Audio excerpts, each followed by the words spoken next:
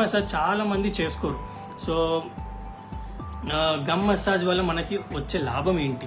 So ఇప్పుడు మనకి teeth అయిపోయి టీత్ క్లీన్ చేశారు, గమ్స్ పైన యూజువల్గా గమ్స్ అనేవి కిందకి జారుతూ ఉంటాయి. మనం మెయింటెనెన్స్ సరిగ్గా లేకపోయినా, ఇన్ఫెక్టెడ్ అయినా, బ్యాక్టీరియా ఎక్కువ ఉండడం వల్ల అయినా కానీ, బ్లీడింగ్ గమ్స్ ఉన్నా కానీ కిందకి అనేవి జారుతూ ఉంటాయి. ఎందుకు అని అంటే ఆ కింద ఎముక బ్యాక్టీరియా వెళ్ళి ఏం చేస్తుంది, ఆ ఎముకని తినేస్తుంది. ఎముకని తినేసేటప్పటికి మనకు చిగురు పైన ఉన్న చిగురు కూడా కిందకి జారడం స్టార్ట్ అవుతుంది. సో ఈ కిందకి జారకుండా, ఎముకని తినకుండా ఉండాలి అని అంటే ఎప్పటికప్పుడు టీత్ క్లీనింగ్ అనేది ఇంపార్టెంట్.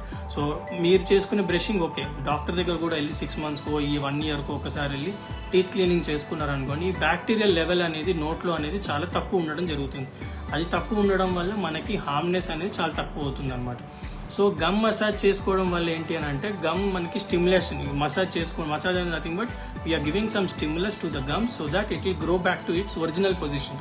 సో టీత్ క్లీనింగ్ అయినాక కానీ, లేకపోతే నార్మల్ బ్రషింగ్ చేసుకున్నాక కానీ, ఈ ఫింగర్ తోటి జస్ట్ నార్మల్గా కూడా మీరు గమ్ మసాజ్ చేసుకుంటే ఆ చిగురు అనేది స్టిమ్యులేట్ అయ్యి అది నార్మల్ పొజిషన్లోకి గ్రో అవ్వడానికి చాలా వరకు హెల్ప్ఫుల్ అవుతుంది అనమాట.